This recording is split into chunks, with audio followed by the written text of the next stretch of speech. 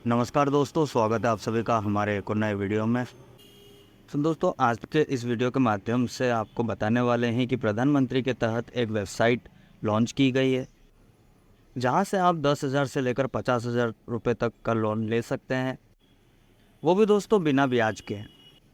यानी कि दोस्तों, अगर आप यह लोन लेना चाहते हैं तो आपको इसका कोई भी इंटरेस्ट पे नहीं करना पड़ेगा।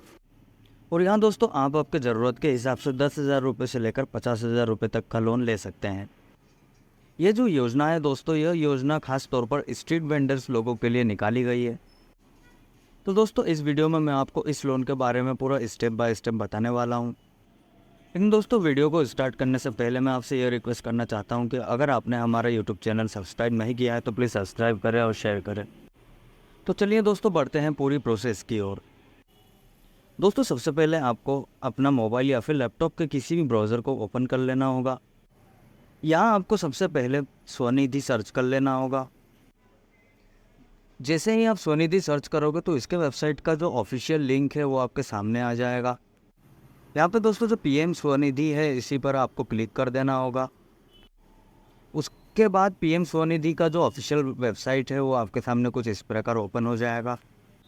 यहाँ पर आपको दिख जाएगा अप्लाई लोन 10 के, अप्लाई लोन 20 के और अप्लाई लोन 50 के। यानी आप 10,000, 20,000 और 50,000 का जो लोन है वो आप ले सकते हो। सो दोस्तों, इस लोन के लिए जो एलिजिबिलिटी क्राइटेरिया है वो देखने के लिए आपको नीचे आ जाना है। यहाँ आपको बताया गया है कि आप इस फॉर्म को अप्लाई करने के लिए 3 स्टेप में आप अप्लाई कर सकते हो। जैसे कि दोस्तों, इस लोन के बारे में आपको समझना है, और दूसरा दोस्तों, आपके आधार कार्ड में मोबाइल नंबर जो है वो लिंक होना चाहिए, और तीसरा स्टेप आपका एलिजिबिलिटी क्राइटेरिया जो है वो आपको चेक करना है।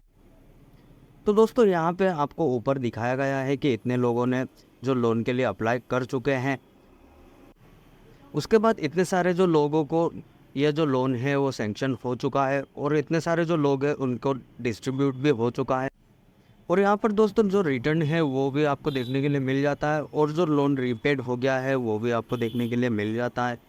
सो दोस्तों, ये जो लोन है यह गवर्नमेंट की तरफ से दिया जा रहा है।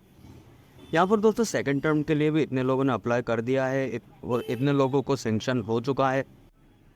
और फिर अगले अगले ऑप्शन पे दोस्तों आपको देखने के लिए मिलेगा कि इतने लोगों ने अभी तक रिटर्न कर दिया है, और जो लोन रिपेड है वो भी आपको देखने के लिए मिल जाएगा।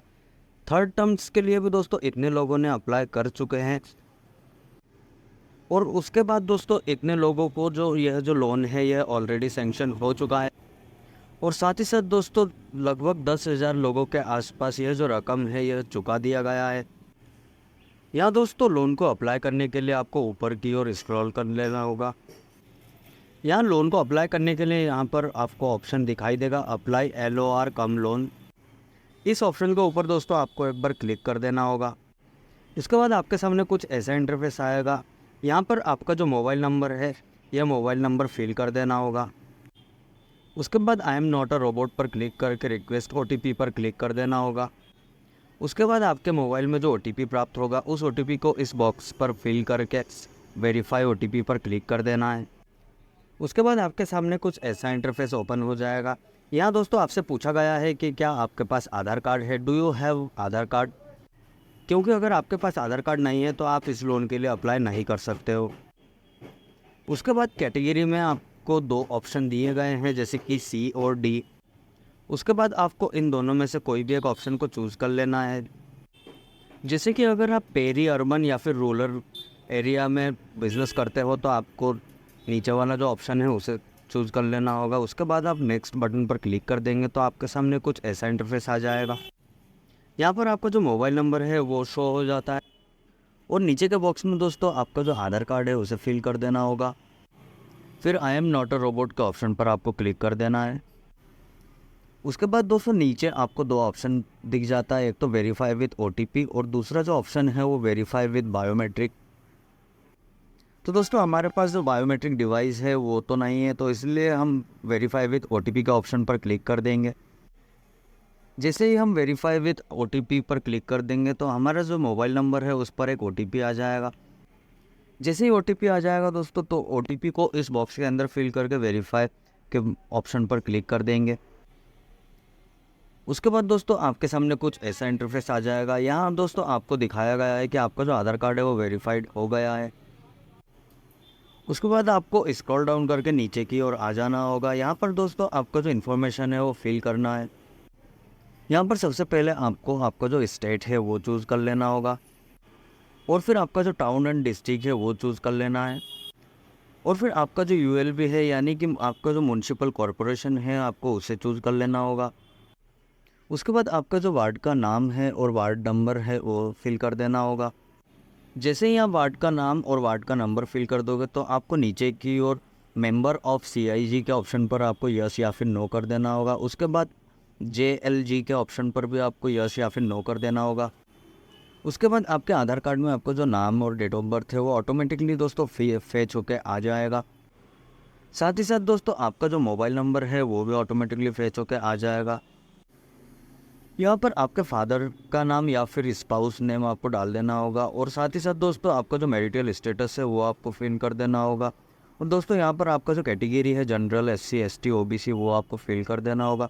उसके बाद दोस्तों यहाँ पर माइनॉरिटी के ऑप्शन पर आपको क्लिक करना है, यस या फिर नो पर, और फिर आपको दिव्यांगजन के लिए भी यस या फिर नो पर क्लिक कर देना होगा। उसके बाद दोस्तों आपको केवाईसी डॉक्यूमेंट के ऑप्शन पर आ जाना होगा। यहाँ पर आपका आधार कार्ड नंबर ऑलरेडी फिल होगा, और जो वोटर आईडी कार्ड नंबर है वो आपको फिल कर देना है। अगले ऑप्शन पर आपसे पूछा गया है do you have a family. Family means husband, wife या फिर अनमेरिड चिल्ड्रन हो तो आप इस पर क्लिक कर देंगे, अन्यथा इसे ब्लैंक छोड़ सकते हो। उसके बाद दोस्तों आपको यहाँ पर फैमिली में कितने मेंबर है वो चूज़ कर लेना होगा। उसके बाद आपका जो एड्रेस एज पर केवाईसी है उस ऑप्शन पर आ जाना होगा। यहाँ दोस्तों आपको टाउन और हाउस नंबर फिल कर देना है, और आपका करंट एड्रेस और परमानेंट एड्रेस अगर सेम है तो आपको सेम एज अबव के ऑप्शन पर क्लिक कर देना होगा। जैसे ही आप सेम एज अबव कर दोगे तो आपको यहाँ पर भी कुछ ऑप्शन है जो कि फिल करने की ज़रूरत नहीं पड़ेगी। उसके बाद नीचे आपको अपना वेंडिंग एक्टिविटी सिलेक्ट कर लेना होगा। आप जो भी वेंडिंग करते हो उसे आप सिलेक्ट कर लोगे, जैसे fast food, fruits, home decoration और किचन आइटम, इलेक्ट्रिकल, क्लॉथ्स, इनमें से जो भी आप वेंडिंग करते हो आप वो सिलेक्ट कर लोगे। जैसे ही आप अपना वेंडिंग का जो एक्टिविटी है वो चूज़ कर लोगे तो उसके बाद आपको आपका वेंडिंग का जो लोकेशन है वो चूज़ करना है। अगर आपका जो लोकेशन है वो फिक्स लोकेशन है तो आप इस पर क्लिक कर दोगे, और या फिर अगर आप घूम फिर के करते हो तो आपको मोबाइल के ऑप्शन पर क्लिक कर देना होगा। उसके बाद आपको अपना जो वेंडिंग का जो ड्यूरेशन है वो सिलेक्ट कर लेना होगा, और फिर आपको अपना जो वेंडिंग डेज़ है वो सिलेक्ट कर लेना है। अगर आप हफ्ते में पूरे दिन ही आप वेंडिंग करते हो तो आपको ऑल डेज़ पर सिलेक्ट कर लेना होगा। वेंडिंग डेज सिलेक्ट करने के बाद आपको टाइमिंग ऑफ वेंडिंग के ऑप्शन पर आ जाना होगा। यहाँ पर दोस्तों आप कितने बजे से कितने बजे तक वेंडिंग करते हो वो सिलेक्ट कर लेना होगा। जैसे कि दोस्तों आप सुबह 8 बजे से रात को 8 बजे तक या फिर 6 बजे तक आप वेंडिंग करते हो तो आपको उसे सिलेक्ट कर लेना होगा। टाइम सिलेक्ट कर लेने के बाद आपको यहाँ पर आपका जो वेंडिंग का जो लोकेशन है वो आपको फिल कर देना होगा, और फिर आपका नियरेस्ट लैंडमार्क जो है वो आपको फिल कर देना होगा। उसके बाद यहाँ पर पिन कोड फिल कर देना है। पिन कोड फिल कर देने के बाद आपको यहाँ पर डॉक्यूमेंट के ऑप्शन पर आ जाना होगा। यहाँ पर कुछ डॉक्यूमेंट के ऑप्शन पर यस या फिर नो कर देना है। देन आपका जो मंथली फैमिली इनकम है आपको वो यहाँ पर फिल कर देना होगा। उसके बाद आपका जो बैंक डिटेल है वो आपको यहाँ पर फिल कर देना है, जैसे कि आपके बैंक का नाम जो है वो आपको सिलेक्ट कर लेना होगा, और फिर आपका आईएफएससी कोड और फिर नेम ऑफ ब्रांच और फिर अकाउंट नंबर आपको फिल कर देना है। उसके बाद डिजिटल पेमेंट जो है वो आपको यहाँ पर यस कर देना है, और फिर आपने अगर पहले लोन ले रखा है तो उसका जो इन्फॉर्मेशन है वो आपको यहाँ पर फिल कर देना है, जैसे किस बैंक से आपने लोन ले रखा है, आपका आउटस्टैंडिंग अमाउंट फिल करना है और ईएमआई आपको फिल कर देना होगा, और फिर आपका फ़र्स्ट अमाउंट लोन जो है वो यहाँ पर आपको फिल कर देना है। देन दोस्तों आपका फ़र्स्ट टर्म लोन अमाउंट जो है वो आपको यहाँ पर 10,000 रुपये चूज़ कर लेना होगा, और फिर इस लोन को चुकाने के लिए आपको 12 महीने का टाइम मिल जाएगा। मतलब आपका जो 10,000 रुपये लोन है वो आपको 12 महीने में चुका लेना होगा। उसके बाद नीचे लोन पर्पज़ के ऑप्शन पर आपको चूज़ कर लेना होगा कि आप किस पर्पज़ से लोन लेना चाहते हो। आपको अगर कोई एसेट्स ख़रीदना है तो आप परचेस ऑफ एसेट्स का ऑप्शन पर क्लिक कर दोगे। अगर आप बिज़नेस एक्सपेंशन के लिए लोन लेना चाहते हो तो आपको इस पर क्लिक कर देना होगा, और या फिर आपको वर्किंग कैपिटल के लिए लोन लेना है तो आपको वर्किंग कैपिटल आपको यहाँ पर सिलेक्ट कर लेना होगा। जैसे कि मुझे एसेट्स परचेस करने के लिए लोन चाहिए तो मैं उस पर क्लिक करके सबमिट का ऑप्शन पर क्लिक कर दूंगा। जैसे ही आप सबमिट बटन पर क्लिक करोगे तो आपको यहाँ पर अपना जो एप्लीकेंट का जो फ़ोटो है वो आपको अपलोड कर देना होगा। लेकिन दोस्तों यहाँ पर मेरे आधार कार्ड से मेरा जो फ़ोटो है वो फैच कर लिया गया है, इसलिए उसे अपलोड नहीं करना है। और फिर उसके बाद आपका जो बैंक अकाउंट का जो स्टेटमेंट है वो आपको यहाँ पर अपलोड कर देना है, या फिर आप अपना जो बैंक पासबुक का जो फ्रंट पेज है वो भी आप अपलोड कर सकते हैं। देन दोस्तों आपको यहाँ पर सबमिट बटन पर क्लिक कर देना होगा। उसके बाद आपके सामने कुछ ऐसा इंटरफेस आ जाएगा। यहाँ पर आपको 2 ऑप्शन दिया गया है दोस्तों, आप अपने अकॉर्डिंग आप किसी भी ऑप्शन को सिलेक्ट कर सकते हो। तो दोस्तों मैं यहाँ पर दूसरा जो ऑप्शन है उसे चूज़ कर लेता हूँ। उसके बाद दोस्तों नीचे आपका जो बैंक है उस बैंक को आपको चूज़ कर लेना होगा। आपको अपने बैंक का नाम जो है वो सिलेक्ट कर लेना है। जैसे कि दोस्तों मैं यहाँ पर स्टेट बैंक को सिलेक्ट कर लेता हूँ।